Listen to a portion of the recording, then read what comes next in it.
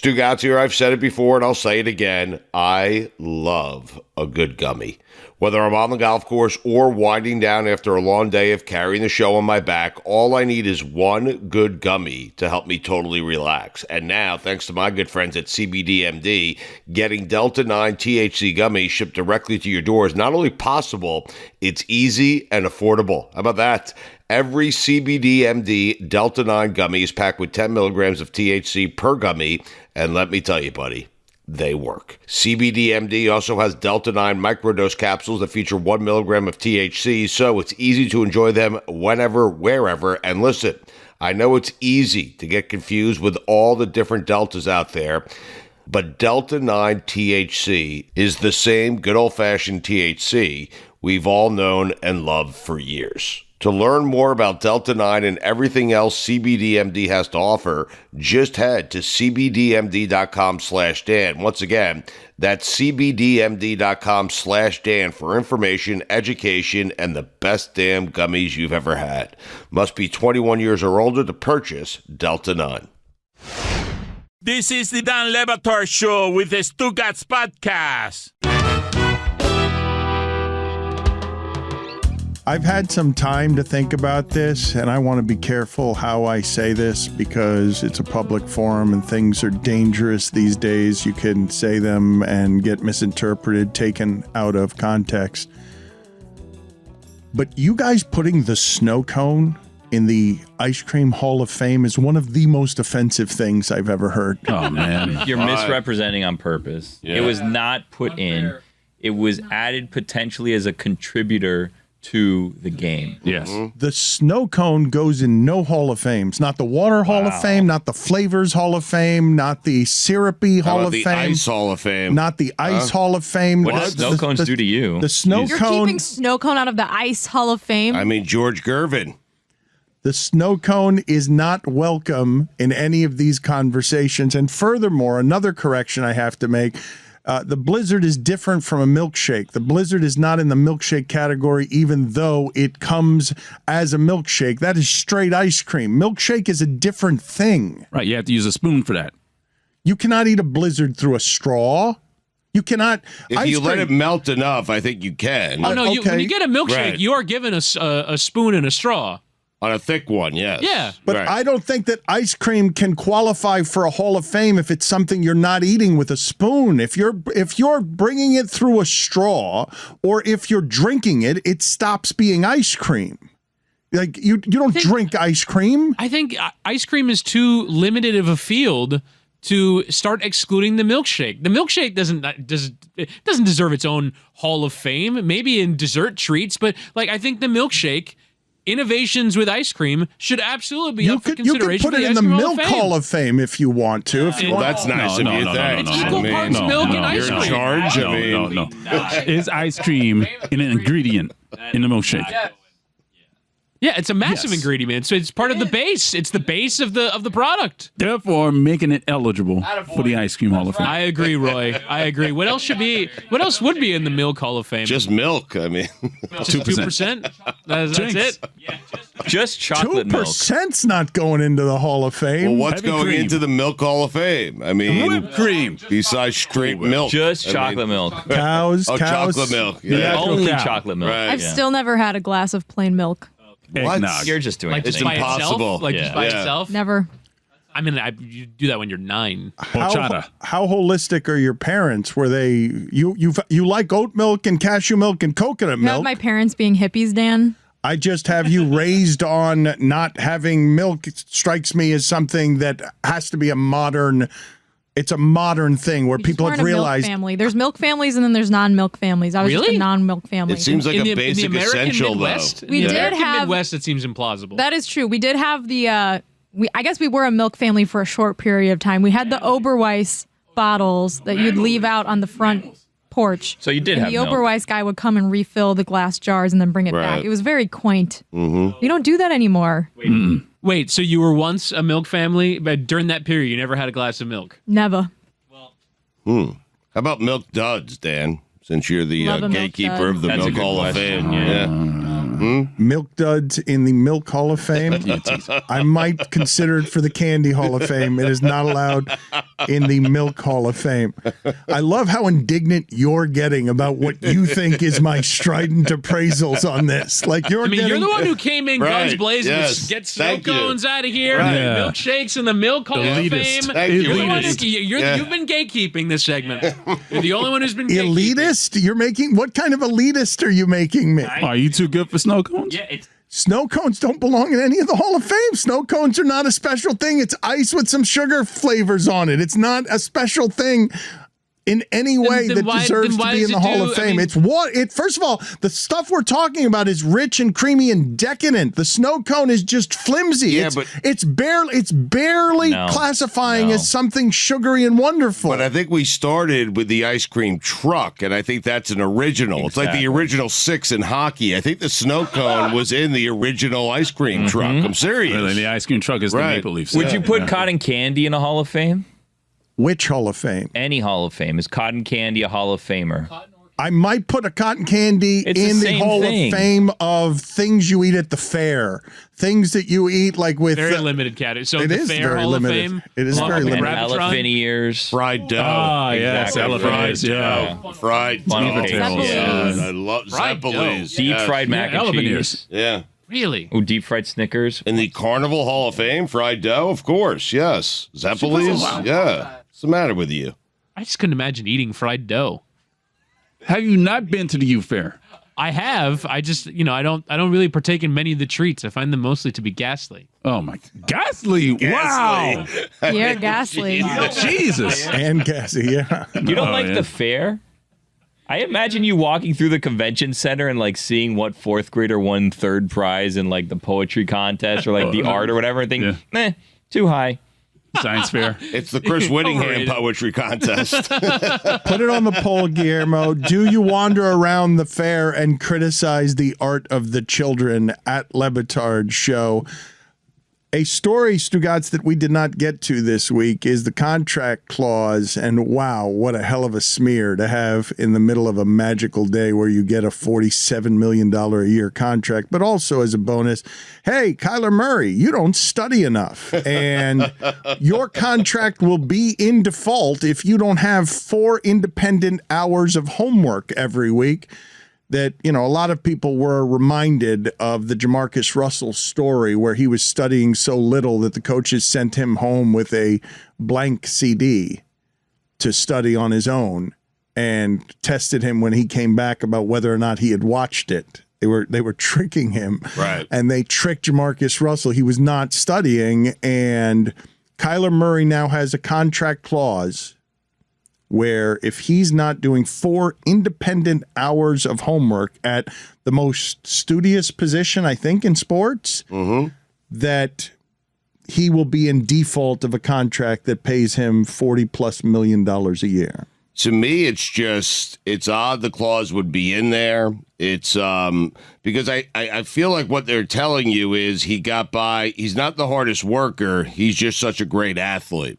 And that's enough to get us to the first or second round of the playoffs, but it's not enough to get us where we want to get to, which is the Super Bowl. But it seems like a weird thing that you would have to agree to. Like, if you believe in the quarterback, you believe in the quarterback. And can't you just have like a wink, like, hey, Kyler, we need you in the film room more. You have to put it in the contract, and then that contract is now known by every single person on the planet. It's a bit embarrassing to Kyler Murray. Just say, hey, we're going to give you this contract. We need you to hit the film room a little bit more. He says, okay. You either trust the guy or you don't. It seems like a ridiculous thing to add to a contract. Hey, we need 4 more hours in the film room. I've never heard of it. They don't trust him, Stugotz. They don't trust him to do it on his own. They don't trust him. That's why it's in there. But then it would be odd to give a guy you don't trust that much money if you're that concerned over 4 hours of film work. I mean... But they don't trust him, and they're giving him that much money so that they have the out on the addendum that would...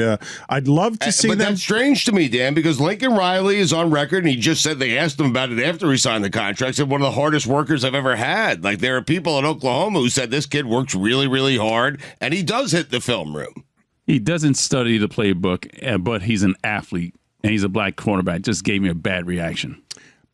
this happens to the black quarterback as a smear usually before they get to the draft. It doesn't happen very often with the quarterback you're giving $40 million a year.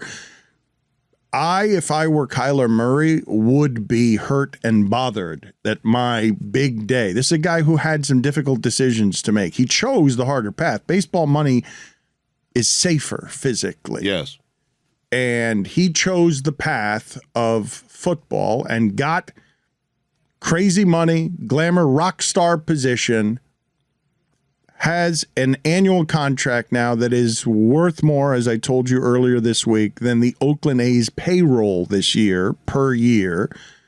And on his big day, everyone now learns something that had been whispered about and reported, but now cannot be disputed, that Kyler Murray's team doesn't believe that Kyler Murray can be trusted to care enough to do the work at the position that is required, that is extra. The stories are pretty famous about Drew Brees being at the facility at 10 p.m. and being very poignant with his words about what is required to be excellent at what it is that those 15 people in the world who are good enough to do that and be paid like that. You can't do it half-ass. It's not possible to play at the top of that position and not be putting in the kind of work that would make some people crazy, because it's obsessive, it's consuming, and it's the smartest position in sports. But it's only the Lamar Jacksons and the Kyler Murrays and the Jamarcus Russells that get hit with this. Ryan Leaf got plenty of it, and he was pretty egregious. He's one of the biggest busts in the history of the sport. But you said, Stugotz, that you found everything happening right now around Lamar Jackson to be hugely interesting as we continue to move the goalpost. Kyler Murray got 5 years. Is that what the deal was? Yeah, because an extension, though. I think that Lamar Jackson is going to be wanting one of these 13 or 15-year deals, one of these Patrick Mahomes type deals. I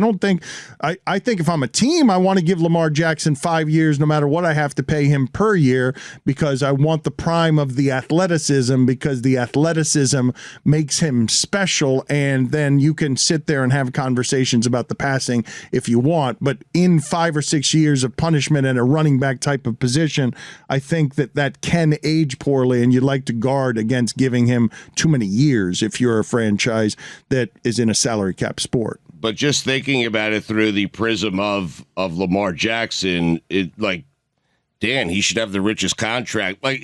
Listen, with Deshaun Watson, the Browns don't trust. There's no way they could sit here and flatly tell us that they trust him. They trust that everything's going to be fine. Guaranteed every dollar in his contract. I understand that. With Kyler Murray, they're asking, hey, 4 extra hours a week in the film room. Lamar Jackson has never had an off-the-field issue. He's won MVPs. He works hard. His teammates love him. The coaching staff loves him. He's the face of an organization. He's never had a great wide receiver, not one. Not a single great wide receiver. And yet he has won an MVP, made it to the playoffs, and won a playoff game for the Ravens. And you have all these off-the-field concerns with Deshaun, and clearly you have him with Kyler Murray in terms of working hard. Okay, I'm not comparing their two off-the-field issues. They're totally different, obviously. But you have two teams giving a lot of money to two guys that you're not so certain you could trust. Lamar Jackson, you know he's good, and you know you could trust him. And Lamar Jackson should be asking for the richest contract in the game. I mean, he should get it, quite frankly. And I wonder how it's going to play out, because he deserves it. It's the years. The years is what will make the Baltimore Ravens squeamish. I don't think richest contract is something that the Baltimore Ravens would object to.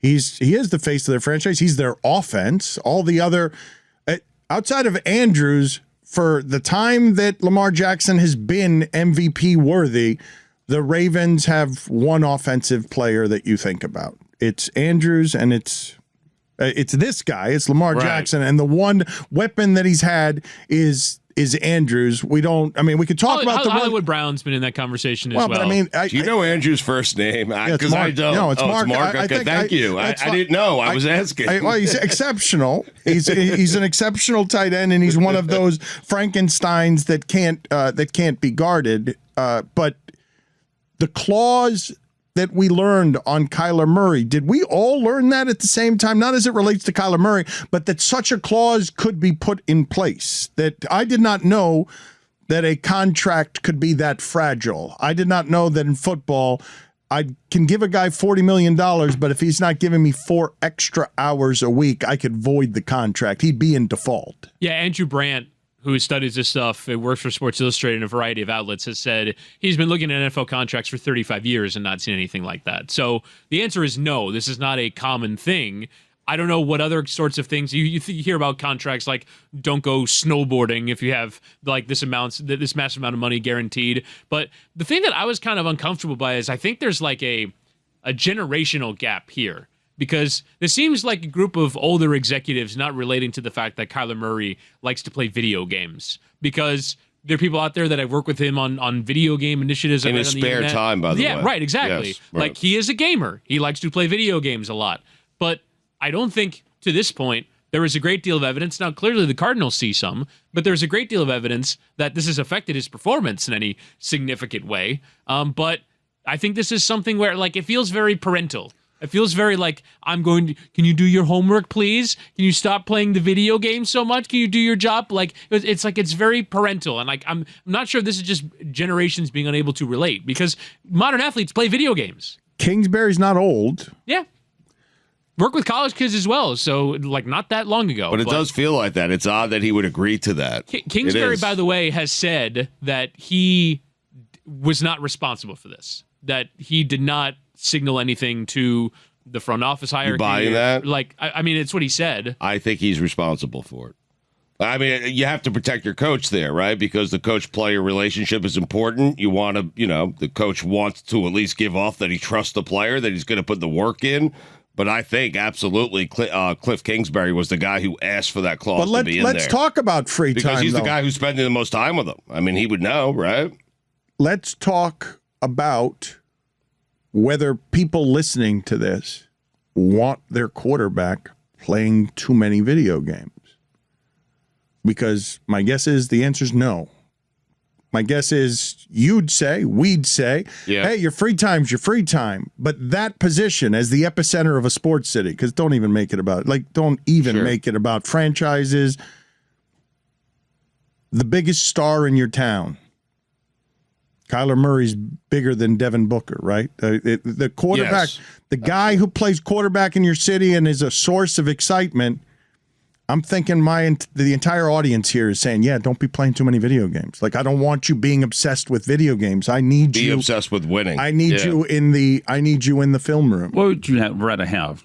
Him playing video games or him being down here in Miami Beach, living it up? I'd rather him play video games. Video games get so stigmatized when it's like probably one of the safest things you can do. You're just alone at home playing a video game. Like, you can't get hurt. I think you can get hurt playing golf. You can get hurt going to the water park with your kids. It hurt your thumb. Like, oh, video games. Oh no. But it's associated generationally with laziness. Yes. I think there's a certain generation of people.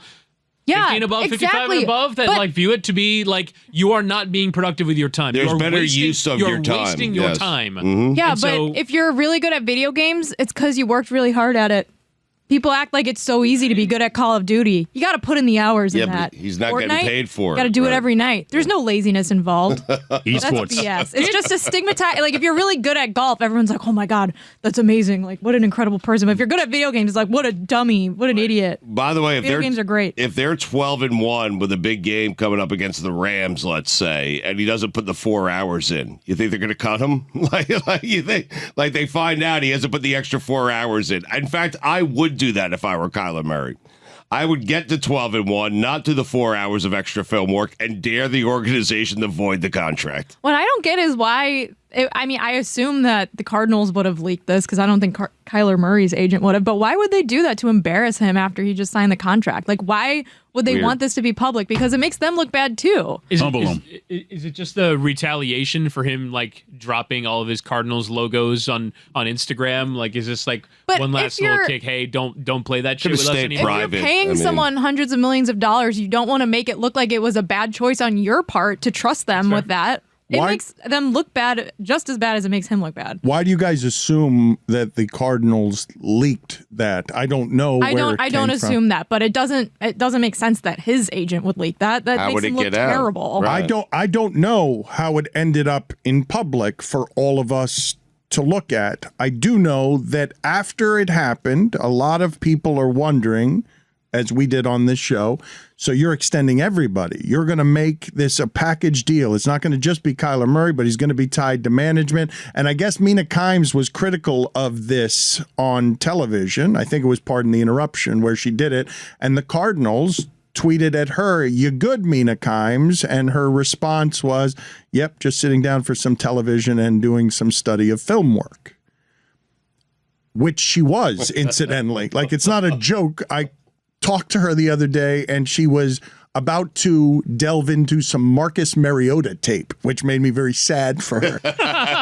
No, but she loves that. That's a great day for her. I understand, but it made me very sad for her that her July was not being spent with video games or even good quarterback scouting. It was just... Mariota's had some moments. Yes. Yep. I feel like you're trying to find... What is there in Marcus Mariota? There's something to be untapped with Marcus Mariota, for me at least. Marcus Mariota, to me, has been the new evolution of Brock Osweiler that I hate, which is the guy throwing 6-yard passes. No. That's harsh. You don't compare those. The new evolution is what I was saying of, if you're making him my quarterback, not only am I getting him doubtful every week during the season, but I have not been getting exciting quarterback play from the Titans. They replaced him with Tannehill and flourished wildly.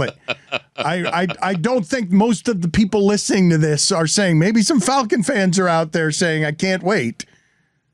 But I don't think most of the people listening to this are saying, Marcus Mariota, please make him my quarterback, and I'm getting something that's a great deal better than Jacoby Brissett was with the Colts. But to get back to your original question, how would Cardinals fans feel about their quarterback playing video games, or any football fan? Like, I've always kind of viewed that the second an athlete steps out and does anything that represents an external interest, right? Let's say someone does a lot of, like Robert Lewandowski, who plays for Barcelona now, is really good at TikTok. The second he misses something, why don't you get back to doing TikToks? Like, it's always used sarcastically against a player to have any interest beyond, Pat McAfee saying on his radio show that Peyton Manning did 20 hours of film study a week. Do your 20 hours of film study, and when you're done with your 20th, do your 21st. Like, as if you have to be singularly devoted to this in order to be good at it. And the second you have an external interest that becomes the slightest bit public, it's hit him over the head with it.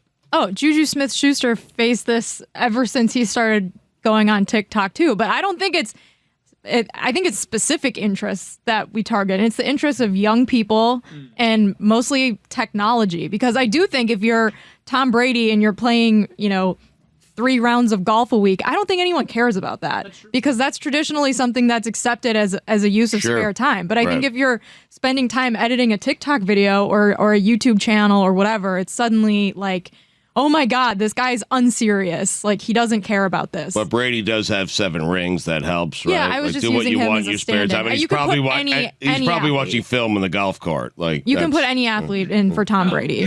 Tom Brady is not watching film in the golf. I wouldn't put it past him. I mean, be careful. I care about you. Culturally, the industry is interesting here because there have been studies done on nurses where working too many hours makes you less productive than you would be if you were fresher. That Jim Leland used to say this all the time. He used to spit it at Greg Zahn because Greg Zahn would get into the game and then hit a ball through the warning track. And he's like, you're taking too much batting practice. Work smart. You don't have to work hard. And this sport, everything about this sport culturally is those 4 extra hours matter. And it's not just that the contract doesn't have a lot of precedent in us ever hearing, hey, quarterback guy, you're not working hard enough. But to me, when I see it, if you guys are saying that you think the Cardinals leaked this, because I don't know where the information came from, but that last playoff game they played was confusing to all of us, wasn't it?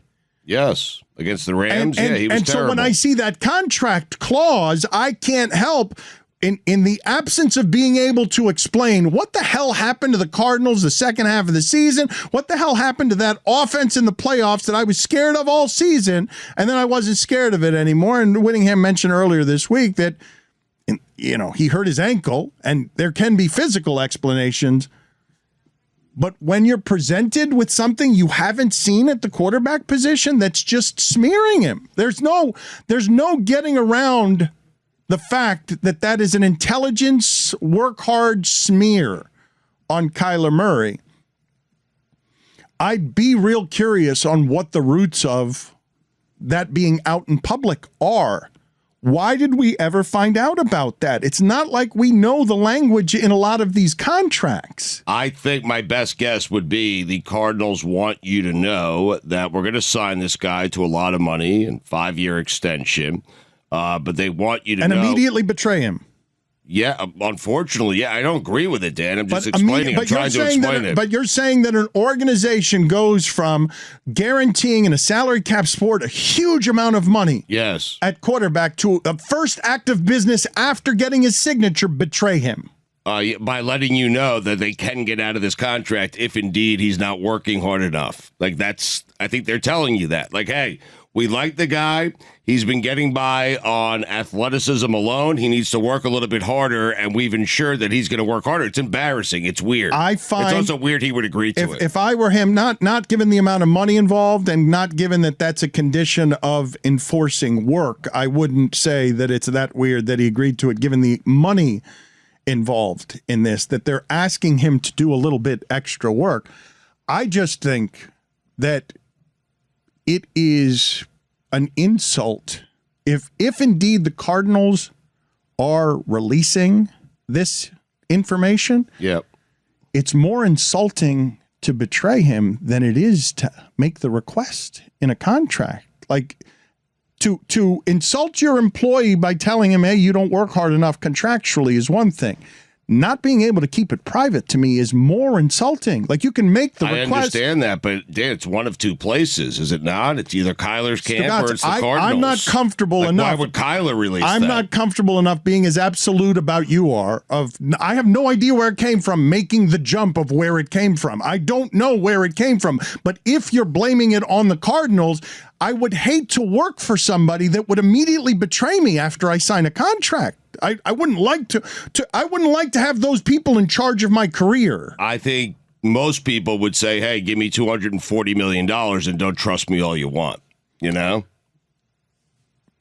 I think most people would say that, right? I'll sign. You can, release it if you want. I have $240 million. All I have to do is work 4 more hours a week. But you started this segment by saying how wrong it was, how ridiculous it was. I think it's wrong, but I think most people would agree to it. Kyler Murray did not have to agree to it. Most people would agree to, yes, most people do anything to me. Let me keep my freedom and my health and do anything else and give me $240 million. But that's not where he works. That's not the stratosphere. He chose between great options. He chose a career that had great options in it, and he was taking you mentioned the organization, taking down his social media that was Cardinal friendly.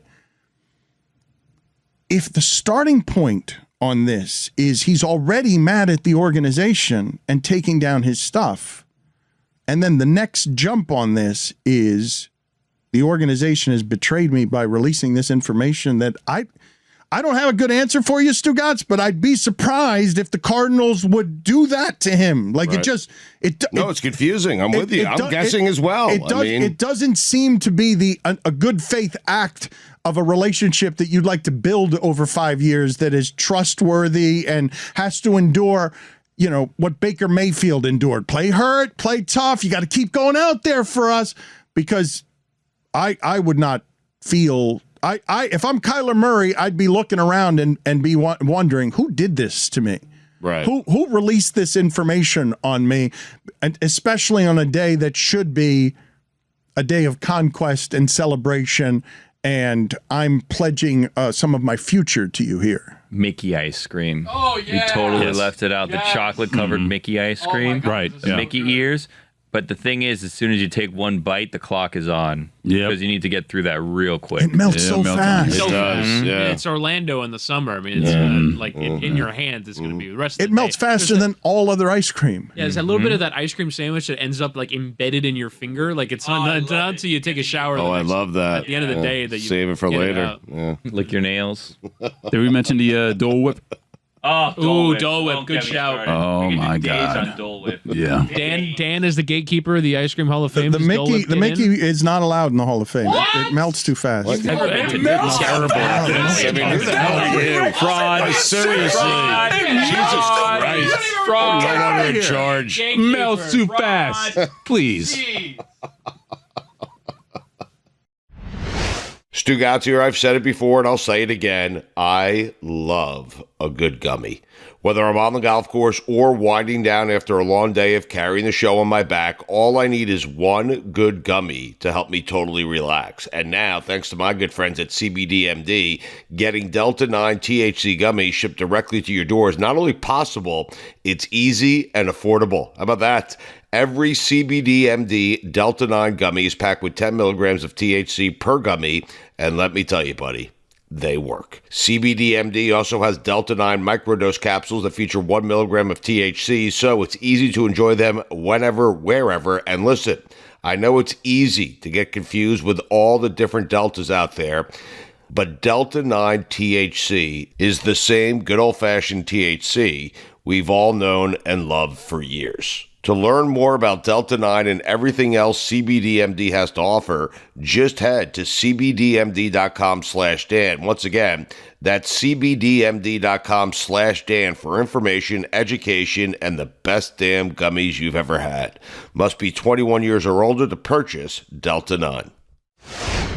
When you shop at Walmart, you get it. Spend a little less on dorm must-haves. 8 a.m. class, 8 ounces of caffeine. A room that finally feels just like home. And create a space that's a little more you. With bedding from $5 and appliances from $9. Save money, live better. Walmart. Dan Le Batard. I haven't told you guys that on my honeymoon in Africa, the hot air balloon caught fire. What? Yes. What? Stugotz. There are animals beneath you, Jesus. animals that can eat you. And I look up, and the balloon itself has a hole that is growing because it is on fire. And the guy seemed like it wasn't the scariest thing in the world. It's like looking at the flight attendant, making sure if they're not panicked, you're good. And they were not panicked, but we absolutely did crash land near some dung. But the basket ended up sideways, just sort of spilling us out into the African plain. Yes. The basket's supposed to land flat. It did not land flat. It landed and then went to its side and spit us out. And my head ended up near some fresh animal dung of some sort. When does poop graduate to dung? When you're in the African plain. This is the Dan Le Batard Show with the Stugotz. They're presented by DraftKings Sportsbook, an official sports betting partner of the NFL. Download the DraftKings Sportsbook app now and use code Dan for a special offer when you sign up. That's code Dan, only at DraftKings Sportsbook. Stugotz has it right when he tells Jason McCourty, this rookie, this new co-host of Good Morning Football, that he's got a championship golden trophy behind him. He's on television and he's blocking the trophy with his big bald head.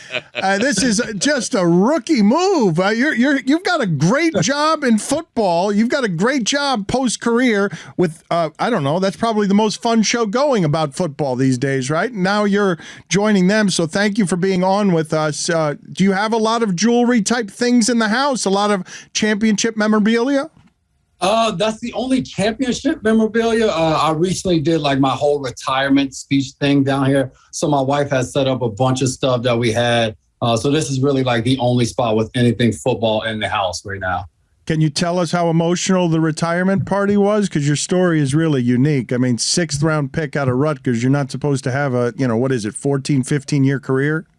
Yeah, I was able to make it 13. And I think, like you said, when we put the little video together, we had the kids kind of talking voiceover from Pop Warner to high school to college to the pros, talking about my career and watching it. My wife teared up and everything. And it was a little sad watching, I think. For me, when I got drafted back in 2009, I thought like, hey, I can maybe be a gunner in this league, get a special teams role. And man, 13 years later to be able to play, start for majority of my career, win a Super Bowl with my brother. It was one hell of a journey that I'm very proud of. Wow. So your highest dreams and expectations is maybe I can just be on special teams for a few years.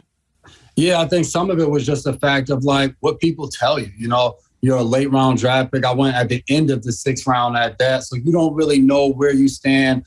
Confidence kind of can waver. And I think when I got there early on, I was like, man, like I can play with these guys. There's guys coming from all these big time schools. And I'm like, I'm just as good, probably better than some of these guys. So I think I went in with that chip on my shoulder. There were a lot of cornerbacks drafted before me, I think 30 something. And I wanted to prove to myself and to a lot of other people that I can play better and play longer than a lot of those guys. So what are you going to be doing on co-host when you co-host for Good Morning Football? Because if I ask you the question, how opinionated, the Patriot guys can be very careful. And I ask you your opinion on Lamar Jackson, for example, and an anonymous defensive coordinator coming out and saying, I don't care if he wins 12 MVPs. That's not a quarterback in our league. They keep moving the lazy analysis around on this guy. Your thoughts are what when it comes to Lamar Jackson?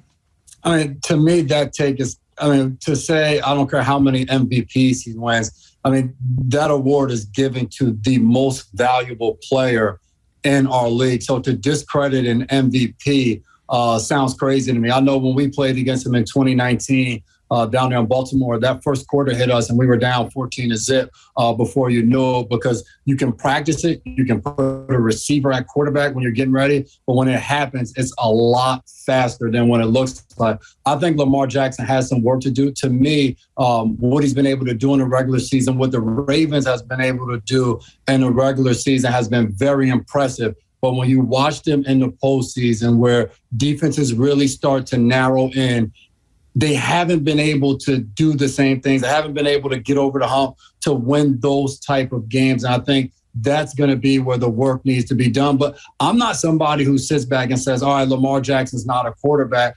I want to see them do more within their offense. I want to see them open it up more and allow him to possibly do more, because their offense right now isn't designed to be able to drop back and throw the ball 40 times. So when they get down and they try to do it, they don't have the personnel built from a wide receiver standpoint or from an offensive line standpoint. So when we see him struggle, we put it all on him. But I think there's more to the equation than just Lamar Jackson.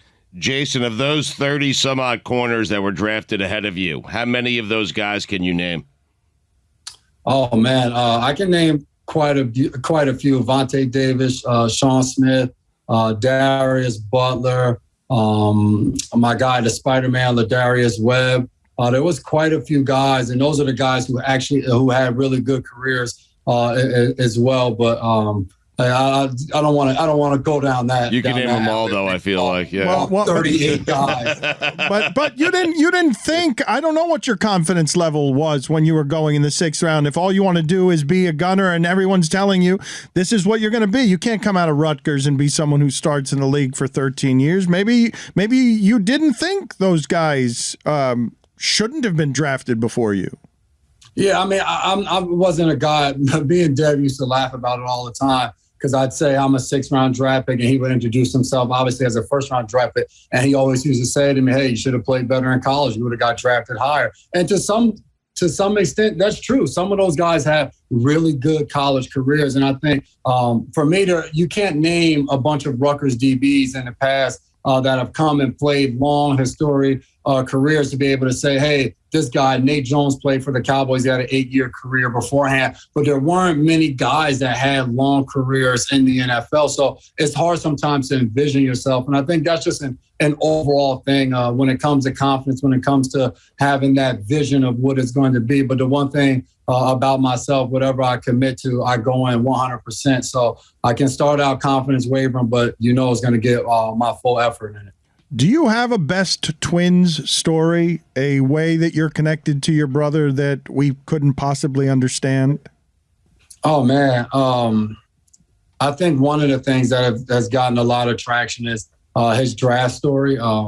He ends up being on the cusp. I remember just kind of leading up to it. He was a guy that was a late first round, maybe early second round guy. And ESPN, I said they were going to put a camera in the house for the draft. So fired up about it. Not a bunch of people at the house, but was going to just have some close family and close friends over. And like the day of or night before the draft, it was just like, nah, we're actually going to pull the camera. We're not going to have it there. So in Dev's mind, he's like, what the hell's going on? Did they get word? Am I no longer going in the first round? So as the draft creeps closer and closer to the end of the draft, trades start happening. He goes to the bathroom and then boom, his phone rings. So I'm the closest one to him. I pick the phone up.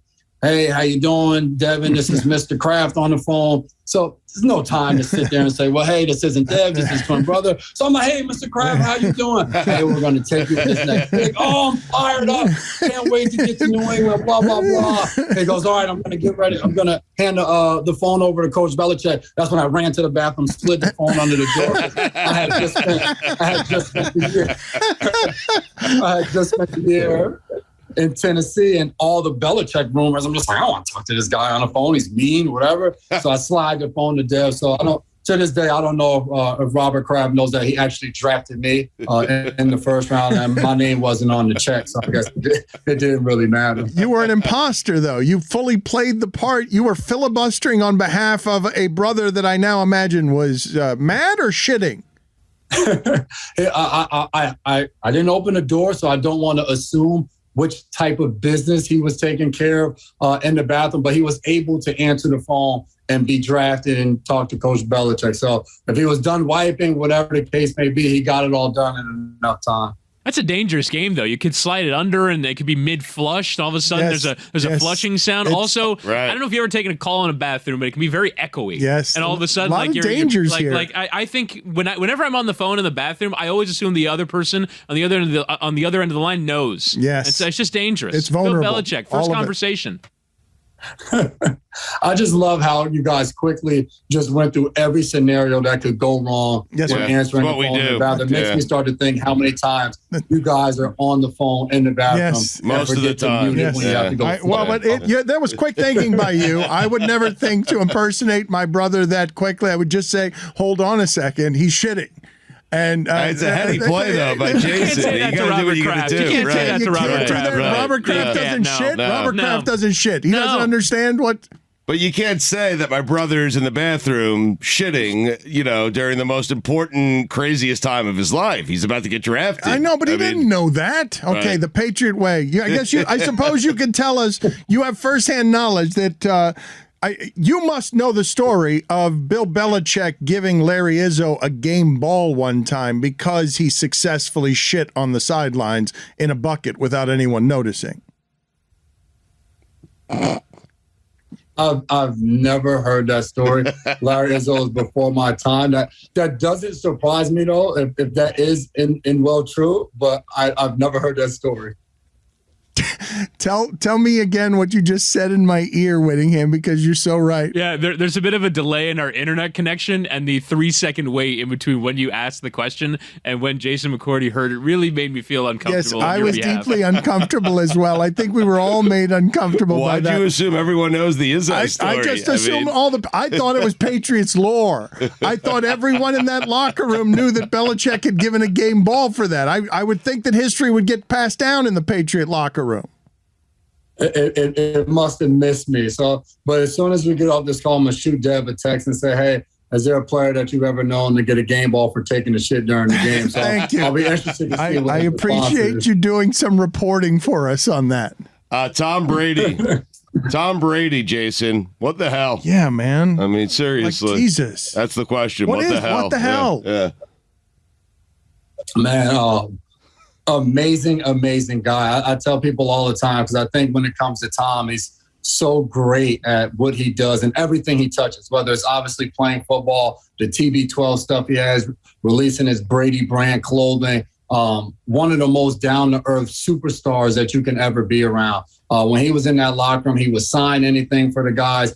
We'd be going hard on him, making jokes. And I remember there was a time, I think it was last summer, my son is the biggest Tom Brady fan. Takes Tom over me and Dev any day of the week. But we were out and we're throwing the football around, and he runs a double move, and I throw a deep ball to him, and he catches it. So we record it, so I'm showing him. He's like, man, you got to send that to Tom Brady. So I'm like, all right, bud, I'll shoot him a text. But Mr. Brady's kind of busy. And shot him a text, and a few hours later, sends me back a message like, man, tell him keep working. One day I hope that I'm able to throw him a pass. You should have saw my son's face. Like, he lit up, was fired up about it. And that's just kind of the type of person Tom Brady is. And I think some of that has obviously, he's talented as heck too, but I think some of that has led to him playing for this long because of the impact he makes on people around him. Answer some fill-in-the-blank questions for me here, rapid fire here, before we get into your new job as the co-host of Good Morning Football. The best cornerback in football today is blank.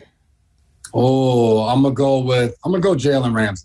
The receiver who gave me the most problems was blank. Andre Johnson.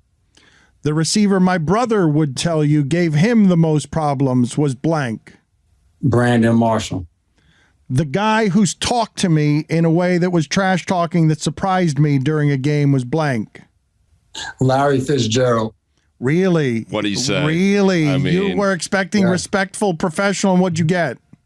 The nicest guy in the world. He comes up to me before the game. Hey, McCourty, I saw you just signed a contract. Man, that's awesome. You, your brother, your family, everybody must be so proud. But then he goes out there and he's just trying to dunk the ball on your head all game. But you think like you're in this game and it's like this great guy and you're going to be chit-chatting the whole game. And it wasn't that. He's out there and you guys know the way he approaches the game, how hard he works. He blocks 100%, everything he does. But it's almost like mind games in the beginning, how nice he is to everybody. He sucked you in, man. The most awestruck I was sharing a field with somebody was blank. I'll say Keith Bullock. He was a hometown hero for us. The guy that I didn't want protecting the quarterback if I happened to be blitzing was blank. Maurice Jones-Drew. Really? Because he'd go low. Because what? Just strength, and he's going to blow up your legs. Good luck moving Maurice Jones-Drew. He was going to blow you up. He was a little bowling ball, and there was nothing to do. He'd be able to down there low, and he'd strike up. And I remember one time trying to tackle him. There's a picture of me and our linebacker, Akeem Ayers. Maurice Jones-Drew is still running, and both of us have lost our helmets as he ran us over and kept going down the side. That's so great. That is amazing. Yeah. He should be a Hall of Famer, right? Dan doesn't think any Jaguar should make it to the Hall of Fame. He should be in the Hall of Fame, right? No Jags, none of them. None of them. No Jags in the Hall of Fame. No. That's just brutal. None of them. It cheapens the place. Jason, it kind of does. The new co-host job, you feel how about this? Good Morning Football is a big start, and it's a great job, and it seems like they do their show a little bit differently. I imagine it called you a little bit that they have so much fun. Yeah, for sure, man. I'm excited about it. Obviously, Peter and Kyle, they built that show from the ground up along with Nate and Kay, and for me and Jamie to kind of jump in now and just they're leading the way and we're learning from them. I'm excited. It's a new challenge, the earliest I've ever had to wake up in my life. But I'm enjoying the grind of it so far. It's only 2 days in, so I'm still that fresh new rookie who's just excited to go to training camp every single day and learn from the veterans. So it's been a blast, and I'm looking forward to it. On your way out, and thank you for being with us, tell us something about Belichick that people might be surprised to learn. Man, he's a lot funnier in person than you think. There's always a lot of jokes and nuances. In that squad meeting, he used to play Gronkowski's Tide commercials. We'd all be in there cracking up. And then when he is getting on you, some of his references and the things he says will have you cracking up. I remember he got on a guy who wasn't running hard enough on punt, and he was just like, I mean, come on. My dead grandmother's running faster than that. Your late grandmother. Gronk's a meathead, right? Just a trained polar bear? 1,000%. 1,000%. He danced so hard in the locker room one day that it was full of sweat. full of sweat. You didn't want those problems. Your secondary didn't want either, right? Because it's just impossible that he's playing. He's so much bigger than everybody else. Exactly, and he was fast too, and he was physical. And I think that was the toughest thing, is that you knew when you were going against him, you weren't getting a finesse guy. He was somebody that was coming to work, and it was going to be a battle each and every snap. Thank you, sir. It was good talking to you. We appreciate it. Appreciate you guys. Thanks.